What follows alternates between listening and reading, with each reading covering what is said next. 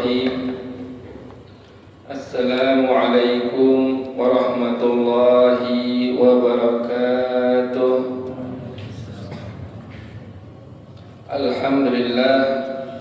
Alhamdulillahi rabbil alamin, wa bihi nasta'in ala umuri dunya waddin.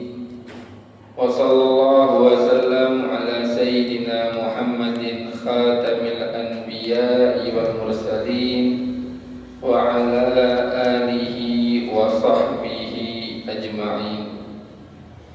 Allahumma salli wa sallim ala sayyidina Muhammadin al-fatih lima ughliqa wal khatim lima sabaqa nasiril haqqi bil haqq wal hadi ila siratikal mustaqim wa ala alihi wa sahbihi haqqa qadrihi wa miqdarihi al-azim.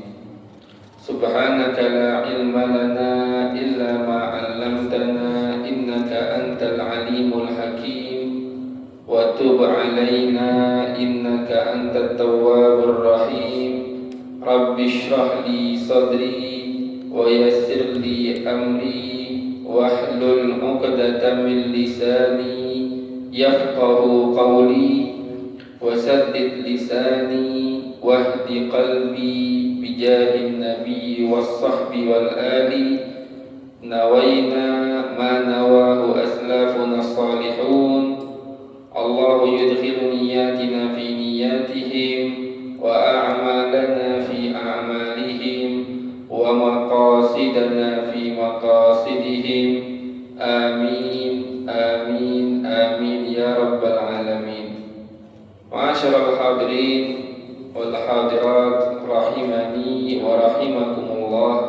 Alhamdulillah, bersyukur kita kepada Allah Subhanahu wa taala masih diberikan kesempatan untuk hadir lagi di majelis ilmu yang membahas seputar tentang kepribadian Rasulullah sallallahu alaihi wasallam, atau yang lebih dikenal di kalangan para ulama dengan sebutan ilmu syama'ilin Nabi. Perangai-perangai atau keberadaan, kondisi-kondisi fisik dan juga akhlak-akhlak Nabi sallallahu alaihi wasallam.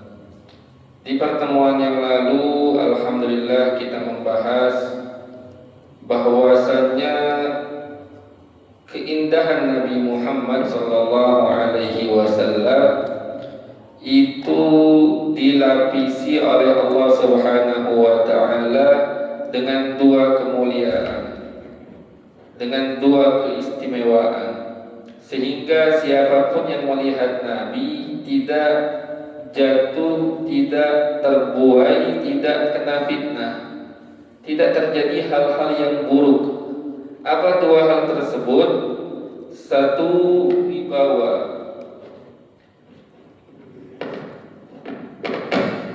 wibawa yang amatlah agung.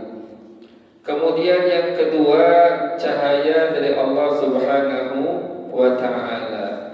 Karena ada dua keistimewaan ini, kegantengan dan juga keindahan Nabi sallallahu alaihi wasallam tidak menjadi sebab terjadinya fitnah atau hal-hal yang tidak baik. Dan dalam pertemuan kita kali ini, kita akan membahas kamalu i'tinaihi bi madharihi syarif. Perhatian Nabi yang sangat sempurna dengan penampilan beliau, dengan fisik beliau, tubuh beliau. Pembahasan yang pertama seputar ini, i'tina'uhu bi badanihi. Perhatiannya Nabi sallallahu alaihi wasallam dengan badannya. Kana sallallahu alaihi wasallam ya'tani bi nadhafati badanihi. Nabi sallallahu alaihi wasallam, beliau itu sangat perhatian dengan kebersihan badannya. Wa ya'muru bidzalik, dan Nabi memerintahkan juga hal tersebut kepada orang-orang lain. kana yaghtasilu fi kulli usbu'. Nah, sekarang pengarang kitab As-Sayyid Muhammad Al-Maliki rahimahullahu ta'ala, beliau menyebutkan beberapa contoh perhatiannya Nabi dengan badannya. Satu contoh yang pertama, Nabi pasti mandi minimal dalam setiap 1 minggu sekali. Yang mana kalau zaman dahulu itu orang yang mandi 1 minggu sekali dan sudah menjaga fisik tubuhnya, bulu-bulu ketiak, bulu sekitar kemaluan, kotoran-kotoran di kuku, rambut selalu dikasih minyak. Orang yang mandi 1 minggu sekali besertaan dengan menjaga anggota tubuhnya, kotoran-kotoran dari tubuhnya dia bersihkan, itu di zaman dahulu dianggap sangat bersih. Dan Nabi bukan hanya mandinya 1 minggu hanya sekali saja, enggak. Belum masuk hitungan mandi janabah, belum lagi mandi ketika saat-saat sedang diperlukan untuk mandi, atau keadaan-keadaan lain yang sunnah dianjurkan dalam syariat untuk mandi. Nah, kenapa Nabi minimal atau orang zaman dahulu atau pembatasan dari Nabi Sallallahu Alaihi Wasallam minimal 1 minggu 1 kali, itu minimal.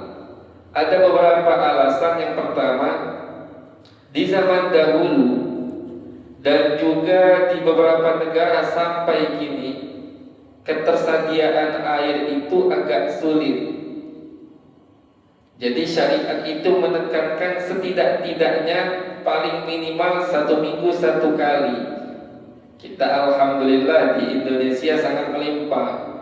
Bahkan guru kami mengatakan, andai kata ada beberapa orang dari negeri Aljazair atau sekitarnya melihat bagaimana cara orang Indonesia memperlakukan air, mereka bakal marah kalau kita melakukan hal tersebut di daerah mereka.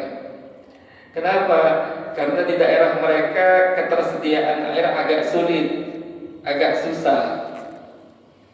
Itu alasannya. Kenapa paling minimal 1 minggu sekali? Karena beberapa daerah dan zaman dahulu ketersediaan air agak sulit. Dan nanti juga di akhir zaman ketersediaan air agak sulit, apalagi setelah Dajjal turun ke muka bumi. Kemudian yang kedua, kenapa Nabi memerintahkan para sahabatnya dan muslimin dan muslimat minimal 1 minggu sekali? Di zaman dahulu, di zaman Nabi Sallallahu Alaihi Wasallam, kondisi lingkungan dan cuaca berbeda dengan kondisi dengan zaman kita sekarang ini. Kita polusi di mana-mana, terus juga suasana alamnya sudah sangat kurang, berbeda dengan keadaan zaman dahulu. Dan masih banyak lagi alasan-alasan yang lain. Intinya Nabi Sallallahu Alaihi Wasallam paling minimal dalam jangka 1 minggu itu mandi 1 kali.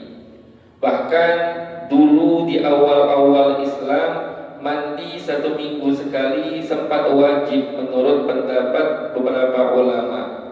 Di dalam hadis Rasulullah Sallallahu Alaihi Wasallam bersabda, "Ala kulli rajulin muslimin fi kulli 7 ayyam ghuslu yaumin." Harus bagi setiap lelaki muslim di setiap 7 hari mandi dalam 1 kali. 1 hari 7 hari minimal 1 kali. Wa huwa yaumul jum'ah, dan hari tersebut adalah hari Jumat. Jadi minimal. Nah, ini termasuk tanda Nabi Sallallahu Alaihi Wasallam memperhatikan tubuhnya. 1, Nabi itu minimal mandi dalam 1 minggu 1 kali.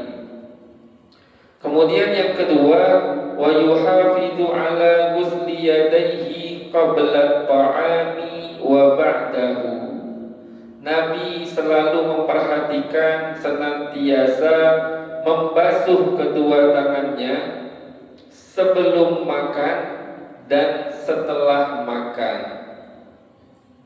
Diriwayatkan dalam hadis Sayyidina Salman Al-Farisi radhiyallahu anhu, kan Sayyidina Salman ini seorang sahabat yang sempat beragama Nasrani dan lama mempelajari kitab-kitab suci sebelum Al-Quran. Sampailah kabar ada Nabi di Madinah. Beliau datang ke kota Madinah, kemudian beriman dengan Nabi Sallallahu Alaihi Wasallam. Kisah beliau amatlah panjang dan amatlah menarik, menjadi contoh bagi orang-orang yang hendak berusaha mencari kebenaran. Sayyidina Salman Al-Farisi gelarnya Al-Bahith Anil Haq, pencari kebenaran. Nah, Sayyidina Salman Al-Farisi pernah pada suatu hari berkata kepada Rasulullah sallallahu alaihi wasallam, "Qara'tu fit Taurat." Aku membaca dalam kitab Taurat, barakatut ta'ami al-wudu'u qablahu. Dalam riwayat lain, barakatut ta'ami al-wudu'u ba'dahu. Wahai Rasulullah, aku telah membaca dalam kitab Taurat, berkahnya makan itu kalau cuci tangan sebelumnya. Dalam riwayat lain, Sayyidina Salman mengatakan, aku membaca dalam kitab Taurat, berkahnya makan itu cuci tangan setelah makan. Jadi ada dua riwayat, cuma nyebut satu saja. Satu riwayat menyatakan Sayyidina Salman itu mengatakan sebelum makan. Satu riwayat lagi mengatakan setelah makan. Ngomong sama Nabi seperti itu tujuannya pengen bertanya. Lalu Nabi SAW pun menimpali, barakatut ta'am al-wudu'u qablahu wa ba'dahu. Berkahnya makan itu cuci tangan sebelum dan cuci tangan setelah. Bukan satu saja kata Nabi, sebelum juga, setelah juga.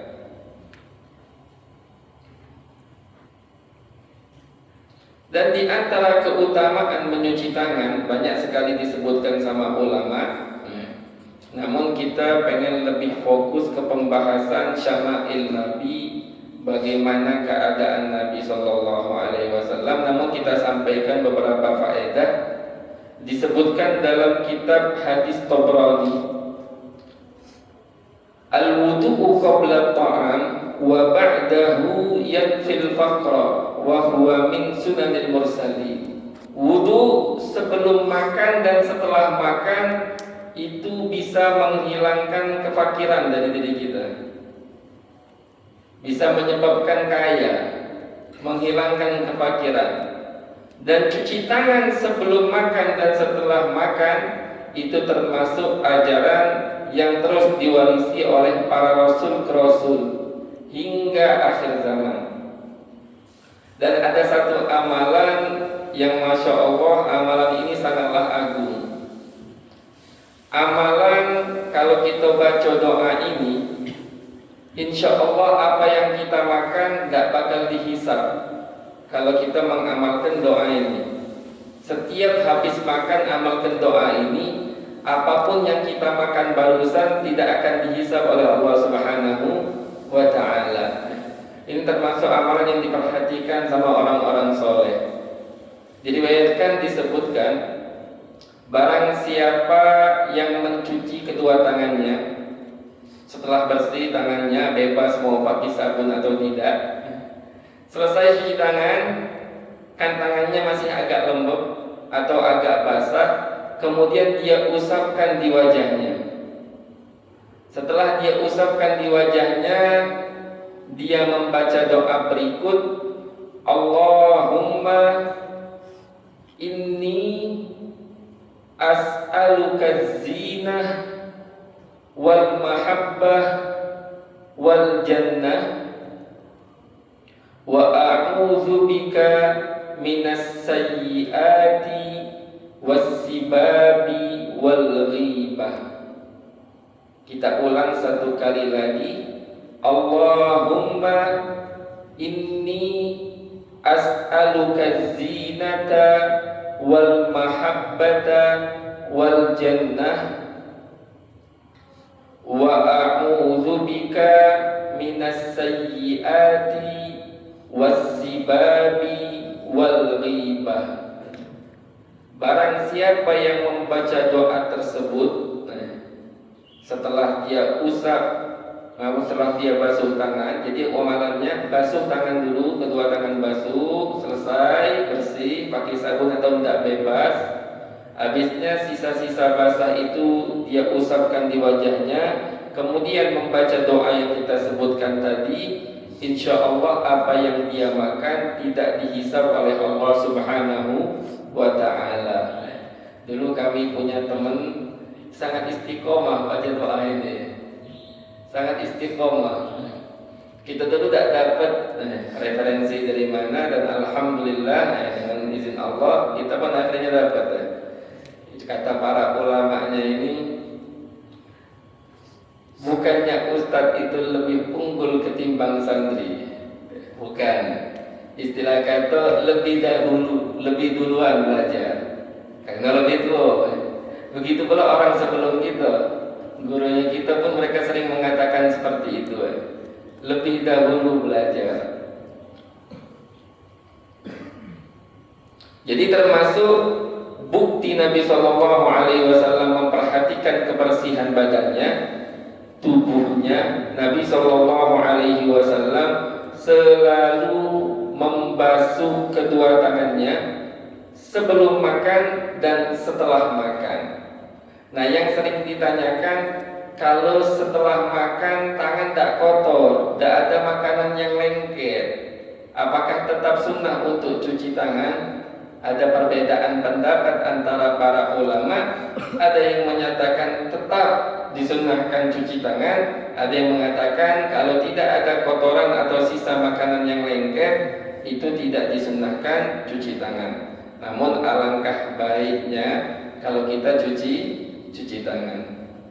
Dan ajaran Nabi juga, kalau cuci tangan usahakan sampai bau makanannya tersebut hilang.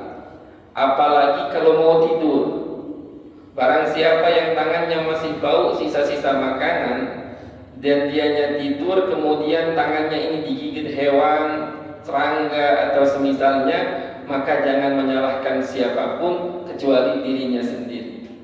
Ini yang disebut oleh para ulama. Kemudian wa yahrisu ala isti'malis siwak fi kulli ahwalihi. Termasuk yang Nabi SAW sering lakukan untuk menjaga kebersihan tubuhnya, Nabi selalu semangat untuk memakai siwak fi kulli ahwali, di setiap keadaannya. Siwak itu hukumnya sunnah di setiap keadaan. Dikit-dikit siwak, dikit-dikit siwak, itu sunnah. Tapi jangan sampai terlalu berlebihan yang sekiranya dapat membuat gusi berdarah. Itu terlalu berlebihan, terlalu keseringan. Sering-sering yang wajar saja. Itu sunnah siwak. Jadi siwak itu sunnah di setiap waktu. Sunnah di setiap waktu. Kecuali satu keadaan, orang puasa. Orang puasa makruh baginya untuk bersiwak setelah waktu zuhur masuk sampai maghrib. Dalam jangka waktu itu saja siwak dimakruhkan. Selain keadaan itu, siwak selalu sunnah. Bahkan menjadi sunnah muakkadah, sunnah yang sangat kuat di beberapa momen.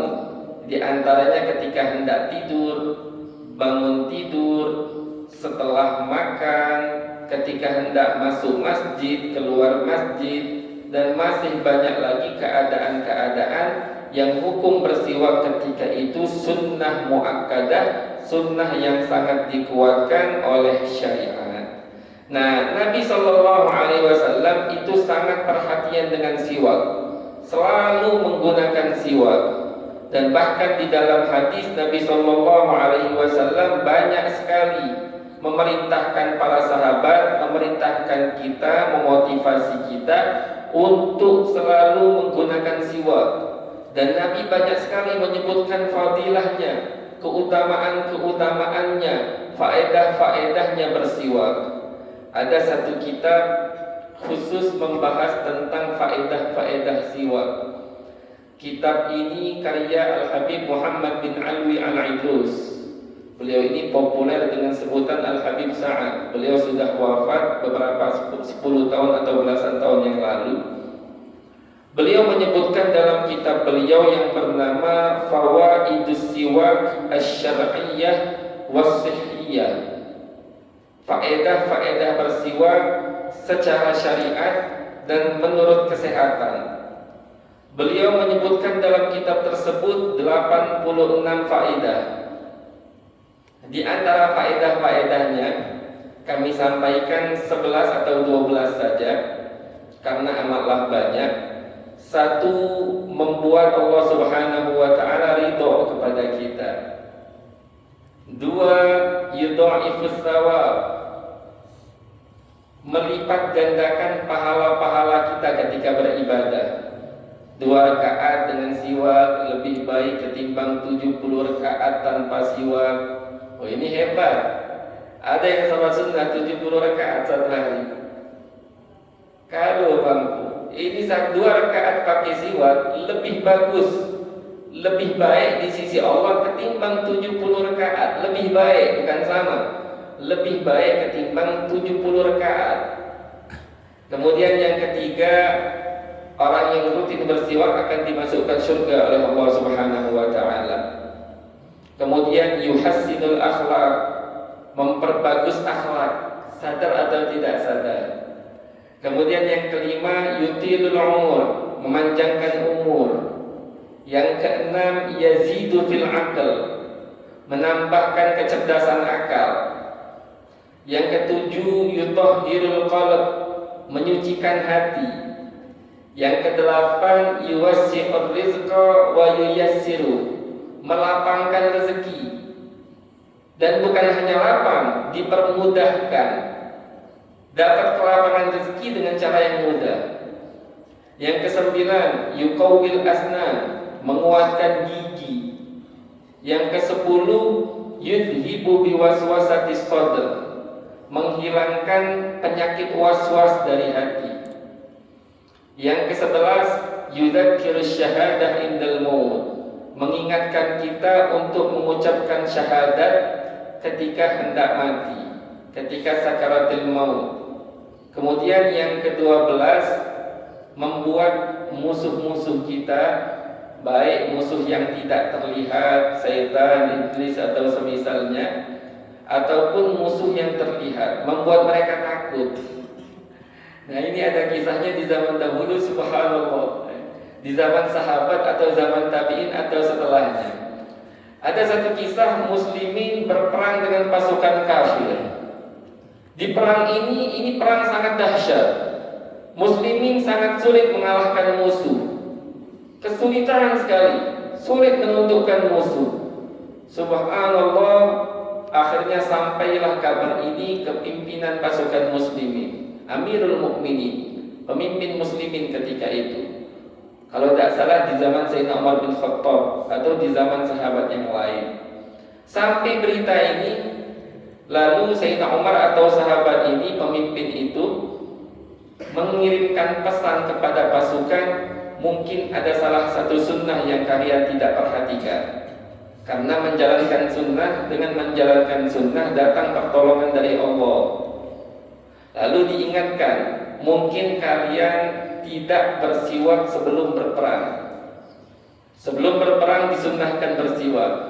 Subhanallah, ke hari esoknya ketika mereka hendak perang, para sahabat itu, pasukan-pasukan muslimin ini, mereka menggunakan siwak terlebih dahulu. Siwak itu kan sunnahnya Pak ya, usahakan setidak-tidaknya tebalnya itu minimal 1 jari kelingking, bukan tipis banget. Minimal itu usahakan setebal jari kelingking, lebih tebal tak masalah. Para sahabat pun akhirnya siwakan sebelum perang.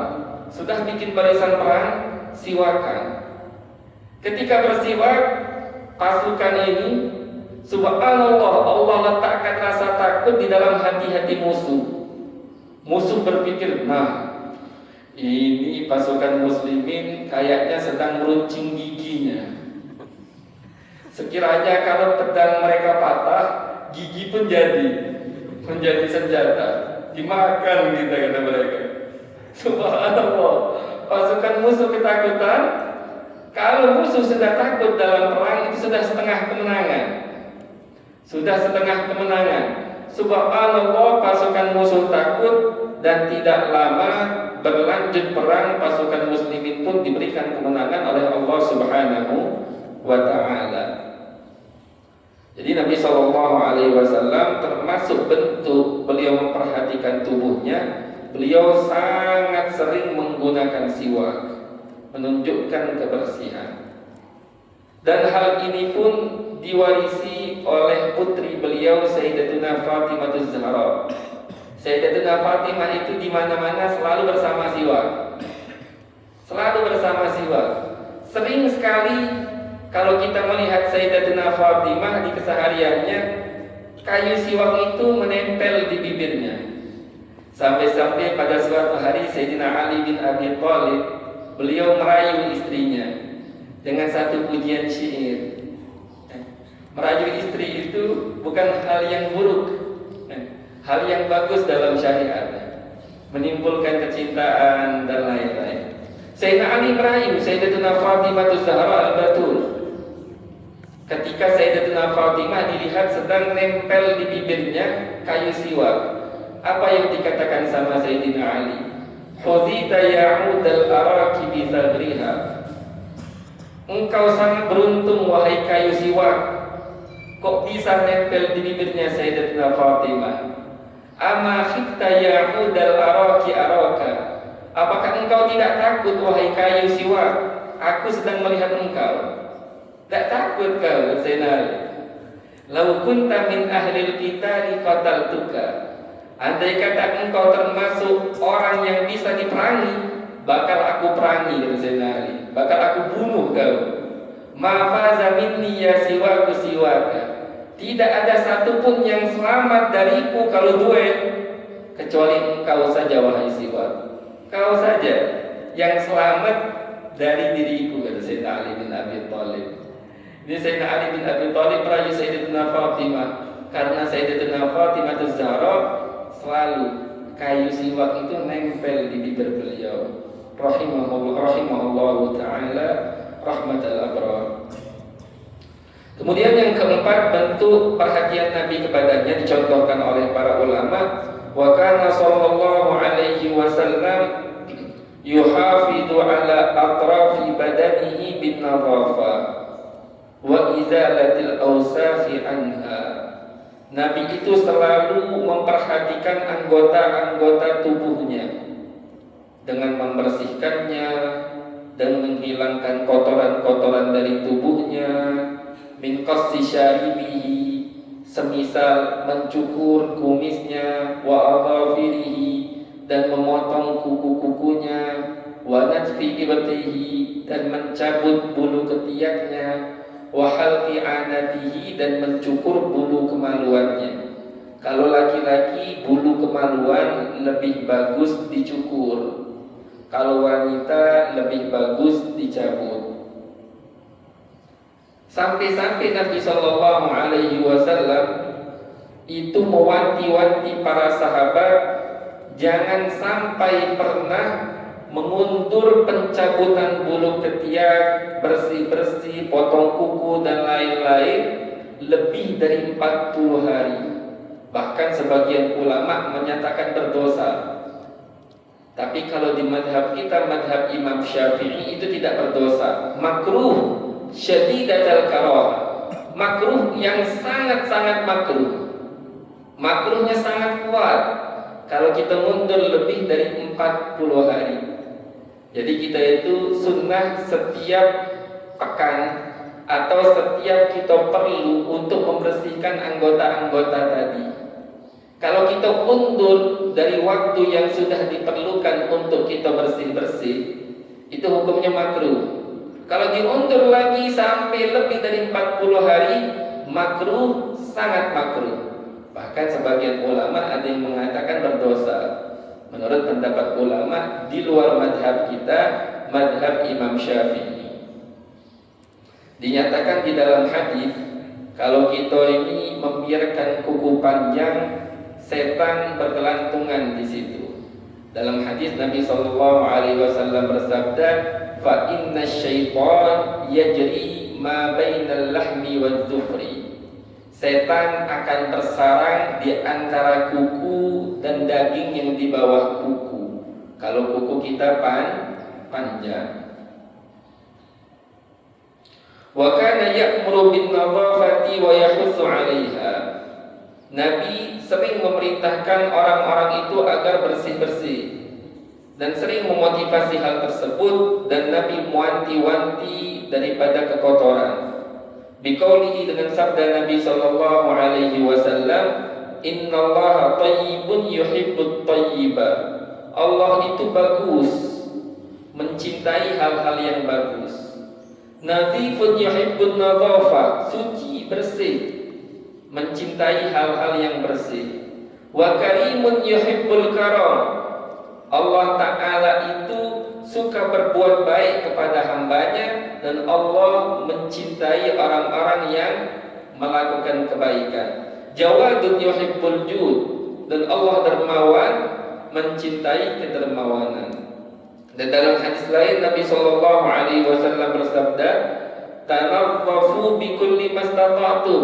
Bersih-bersihlah kalian dengan segala hal yang kalian bisa, dengan segala kemampuan kalian. Fa innallaha banal islama 'alan nadhafah. Karena sungguh Allah membangun agama Islam ini atas unsur kebersihan jiwa dan raga. Jiwa bersih, zahir bersih, batin bersih. Walan yadkhulul jannata illa kullu nadhif, dan tidak akan bisa masuk surga kecuali setiap orang yang bersih hatinya. Wa akbaru dalilin ala nadhafati badanihi syarif, dan tanda paling besar bahwasannya tubuh Nabi itu sangat bersih, para sahabat menyatakan, para ulama menyatakan, tandanya apa? Tibu araqihi syarif, keringat Nabi itu sangat harum. Wa raihatihi allati tafuqul anbar wal misk, bau tubuh Nabi sallallahu alaihi wasallam itu sangat harum, sampai-sampai mengalahkan parfum amber dan parfum misik. Dan ini, parfum ini yang sangat harum ini, setiap kali Nabi jalan di suatu tempat, melewati suatu tempat, itu semua sahabat tahu, oh ini jalan ini habis dilewati oleh Nabi, masih melekat baunya. Disebutkan di dalam kitab Wasailul Wusul, saking harumnya dan bersihnya tubuh Nabi Sallallahu Alaihi Wasallam, Nabi itu kan Nabi Sallallahu Alaihi Wasallam yusafihur rajul fayadallu yawmahu yajidu rihaha. Nabi kalau berjabat tangan dengan seseorang, satu hari full bau harumnya masih melekat di tangan orang tersebut, satu hari full. Dan Nabi SAW kalau habis memegang kepala anak kecil itu main, kelihatan, kecium bau. Oh, anak kecil ini habis dipegang oleh Nabi SAW kepalanya, yang ini tidak dipegang. Ketahuan, sangat mencolok. Bahkan disebutkan dalam satu kisah, ada sahabat Ummu Sulaim, ibunya Sayyidina Anas bin Malik radhiyallahu anhu. Ummu Sulaim ini termasuk mahramnya Nabi, ada hubungan mahram dengan Nabi. Jadi dia sering masuk rumah Nabi, Nabi kadang datang ke rumahnya. Kalau kita sama mahram, sama saudari kita dewek, mahram kita dewek, tidak terlalu izin-izin.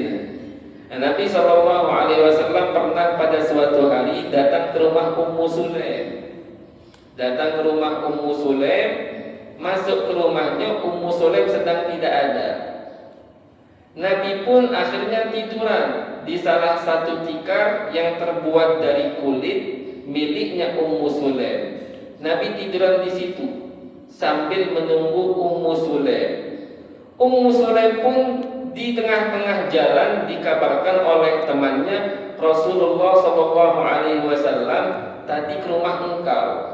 Ummu Sulaim pun buru-buru kembali ke rumah. Sesampainya Ummu Sulaim di rumah, dia melihat Nabi SAW sedang tidur dan Nabi sedang berkeringat banyak.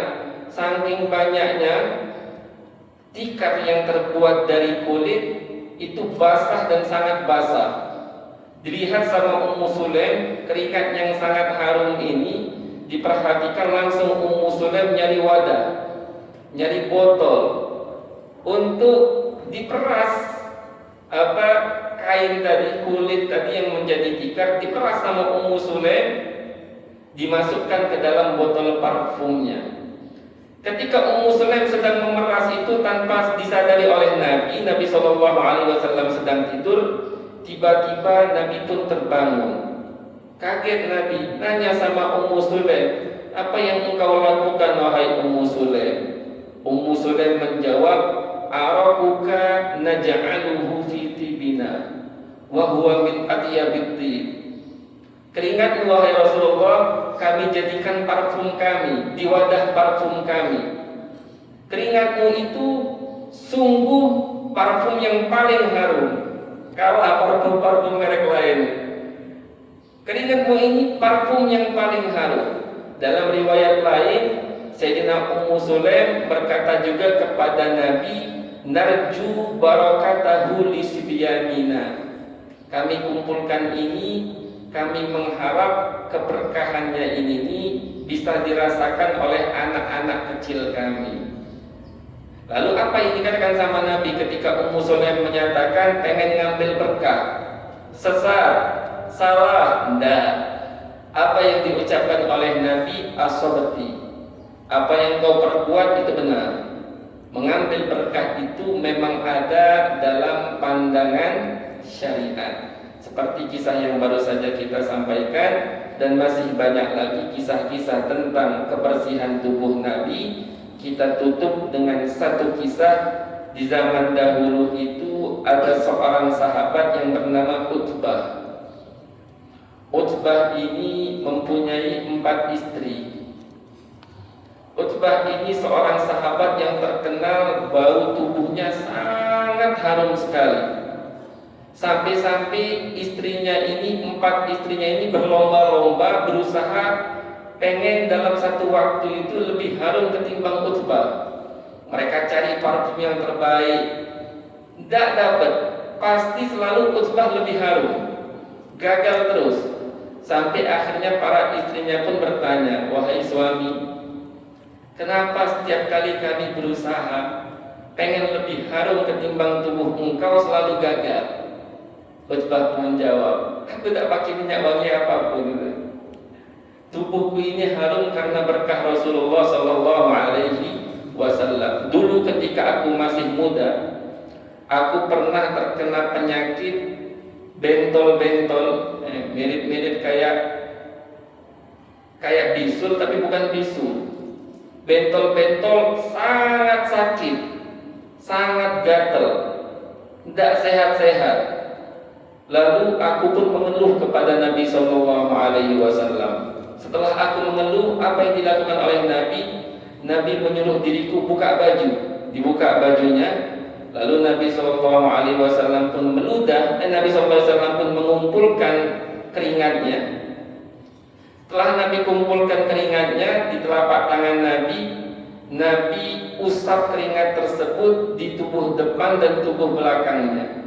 Dan sungguh semenjak hari itu lukaku sembuh, penyakitku sembuh, dan bukan hanya sembuh, dari semenjak itulah bau harum selalu keluar dari tubuhku. Sayyidina Utbah radhiyallahu anhu, dan masih banyak lagi kisah-kisah sahabat yang menjadi harum baunya dikarenakan keberkahan Nabi sallallahu alaihi wasallam. Dan ini juga selain menunjukkan kebersihan tubuh, menunjukkan bahwasanya ini mukjizat. Mukjizat dan khususiyah yang Allah berikan kepada beliau sallallahu alaihi wasallam. Semoga dengan kita mendengarkan kisah-kisah ini, Allah perbagus dan perbaiki hati kita, dan akhlak kita menjadi akhlak yang sangatlah baik, dan nama kita akan menjadi harum hingga di hari kiamat kelak nanti sampai di akhirat dengan berkah kisah ini. Mungkin sekian, apabila ada kata-kata yang salah kami minta maaf, dan kepada Allah kami memohon ampun. Kita tutup dengan pembacaan doa majelis. Bismillahirrahmanirrahim.